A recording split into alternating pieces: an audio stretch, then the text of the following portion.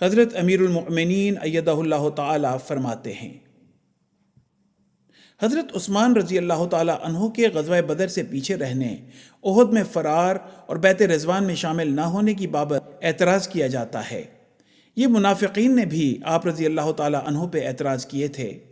عثمان بن موہب بیان کرتے ہیں کہ اہل مصر میں سے ایک شخص حج کے لیے آیا تو اس نے کچھ لوگوں کو بیٹھے ہوئے دیکھا۔ فتنہ پیدا کرنے کے لیے اس نے باتیں کیں۔ اس نے لوگوں سے پوچھا کہ یہ کون لوگ ہیں؟ انہوں نے کہا یہ قریشی ہیں۔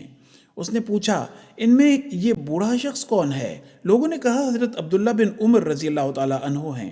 اس نے کہا اے ابن عمر رضی اللہ تعالی عنہ، آپ سے ایک بات کے متعلق پوچھتا ہوں۔ آپ رضی اللہ تعالی عنہ مجھے بتائیں، کیا آپ کو علم ہے کہ حضرت عثمان احد کے دن فرار ہوئے تھے؟ انہوں نے کہا ہاں۔ پھر اس نے پوچھا کیا آپ جانتے ہیں کہ وہ جنگ بدر سے غیر حاضر رہے اور اس میں شریک نہ ہوئے؟ انہوں نے کہا ہاں۔ اس نے پوچھا کیا آپ جانتے ہیں کہ وہ بیعت رضوان سے بھی غیر حاضر تھے اور اس میں شریک نہیں تھے؟ انہوں نے کہا ہاں۔ اس پر اس شخص نے تعجب سے کہا اللہ اکبر۔ حضرت ابن عمر رضی اللہ تعالی عنہ نے اسے کہا ادھر آؤ، تم نے اعتراض تو کیا ہے، میں تمہیں حقیقت حال کھول کر بتاتا ہوں۔ جنگ احد کے دن جو ان کا بھاگ جانا تھا، تو میں یہ شہادت دیتا ہوں کہ اللہ تعالیٰ نے آپ رضی اللہ تعالیٰ عنہ کو معاف کر دیا تھا اور آپ سے مغفرت کا سلوک فرمایا تھا۔ اس وقت جب ایسی ہنگامی حالت تھی، یہ مشہور ہو گیا تھا کہ حضرت صلی اللہ علیہ وسلم کو بھی کافروں نے شہید کر دیا ہے، تو اس وقت پھر بہرحال ایسی حالت تھی جو ایک وقتی اضطراب کے طور پر آپ رضی اللہ تعالیٰ عنہ چلے گئے تھے۔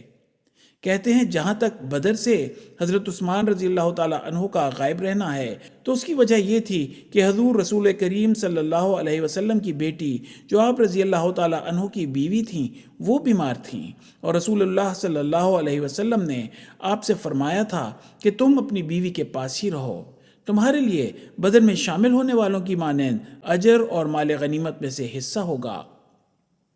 اور جہاں تک بیعت رضوان سے آپ رضی اللہ تعالیٰ عنہ کی غیر حاضری ہے، تو یاد رکھو اگر وادی مکہ میں حضرت عثمان سے بڑھ کر کوئی اور شخص معزز ہوتا تو رسول اللہ صلی اللہ علیہ وسلم حضرت عثمان کی جگہ اس شخص کو کفار کی طرف سفیر بنا کر بھیجتے۔ رسول اللہ صلی اللہ علیہ وسلم نے حضرت عثمان کو بھیجا اور بیعت رضوان اس وقت ہوئی جب آپ مکہ والوں کی طرف گئے ہوئے تھے۔